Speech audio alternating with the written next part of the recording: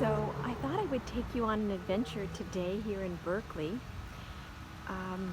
because yesterday we had our first field trip with Abigail.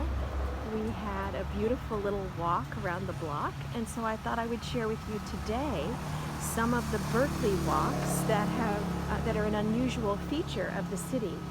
They're called pathways. Here we have one here. I'll show you, it goes all the way up. I'm going to take you on a little trip up the pathway. This one is at Arlington Avenue and York. And it sort of intersects between two sets of houses on each side. Let's start going up. I'll be a little bit out of breath as we go. And they're just natural pathways that are restored and upkeep is by a volunteer Berkeley association, a Berkeley Community Association, and they're dotted throughout the city. There's 136 of them across Berkeley. I've been on about 3 or 4. I hope to show you a couple more than this. But the history of them is quite interesting. So early in the history of Berkeley, in the 1900s, when not many people had cars or horses, and subdivisions started to be developed in Berkeley, it was hard to get from one street to another because all of the houses were on these long, winding roads, because much of Berkeley is built on hills, and so there's not natural grids or blocks like you would have in a city, and yet there were still suburbs being built, and so, or subdivisions being built. So they developed this kind of foot transportation throughout the city, where these paths intersect on these winding mountains and take residents from, a place higher up down to public transport. So this one drops off. This one is actually 2 steps away from where I'm residing right now at the Airbnb. And so it drops off right in front of a bus station. So you can see that it's very wild. On this side, there's a beautiful fence that was probably put up by the owners there. I can see some rows of share in there. And then over here, just a completely wild backyard. Although I see some apple trees and a ladder for grabbing all those gorgeous apples. Some of the pathways are just exclusively stairs, and some of them are just meandering walkways that bifurcate rows of houses. This is the most beautiful view on this pathway. These beautiful fuchsia bougainvillea with the princess or glory bush there in the background. And then these beautiful, gorgeous petals on the ground. So we're almost at the end of this one. I would say that this one is probably one of the lesser known ones. It's number 6 in the pathway, so I think it's one of the earlier ones. And as I said, there's 136. So I just think it's such a beautiful and unusual way to connect the city and to connect the people to the things that they need. Here's another pathway called Indian Rock Pathway. It looks much more well-traveled than the one next to our house. It goes up to this large actual rock jutting out from the landscape. You see it? It's tall. You wouldn't be able to build houses on that. So they build houses around that. And there's a pathway all the way around it. Let's see.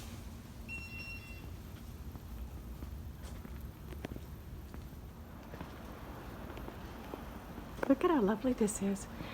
It's like a park in your backyard, Tom Sawyer's Island. So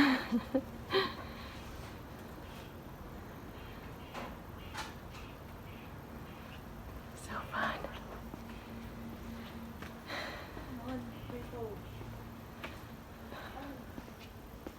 And then pathways up to the next street. That's what these pathways do. They connect the communities, connecting streets and people to public transport. This pathway goes all the way down to a bus stop. And here we are at the top of Indian Rock. Let's walk around it a little bit. You can see how big the outcropping is.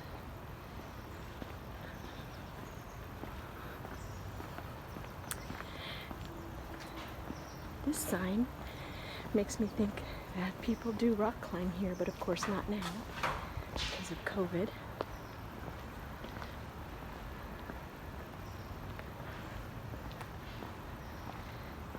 And look at over here. Look at this view. I can see somebody is climbing the rock. You see there? Wow. Look what you can see from up here. That's kind of amazing.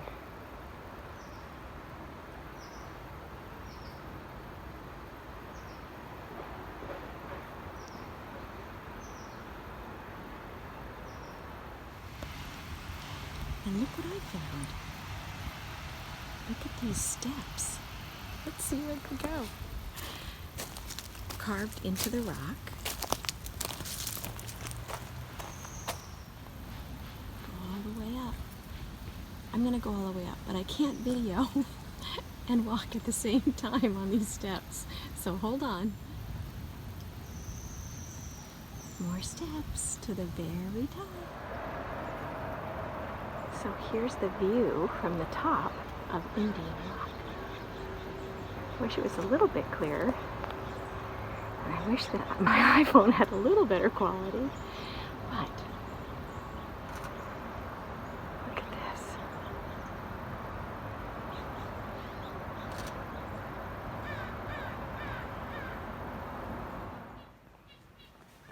Well, that was a big adventure because even though I scurried up to the top, once I got there I have a fear of heights, so then I thought, oh God.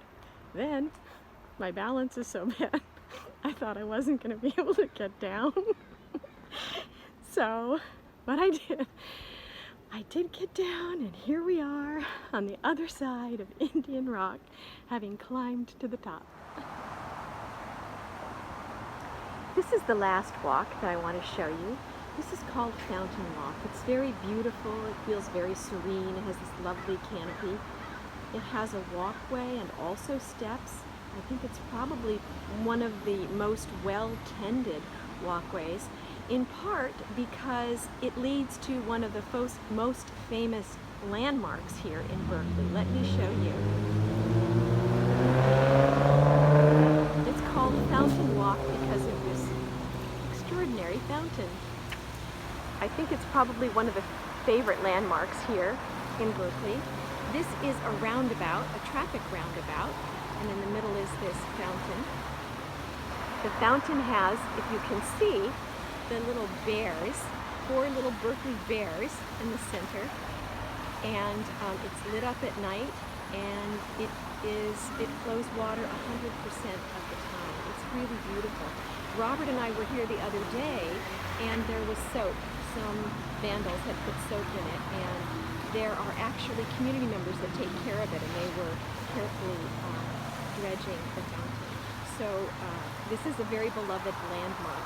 It's also gorgeous because you can see the garden detail, all these beautiful balustrades that surround the fountain. and the fountain walk with the pop of this red geranium. These pots, in fact, are not original, but they are original replicas of the terracotta pots that were here at the beginning when this fountain was put in. This is in the North Bray area of Berkeley, and it was built by the developers here as a hub for transportation.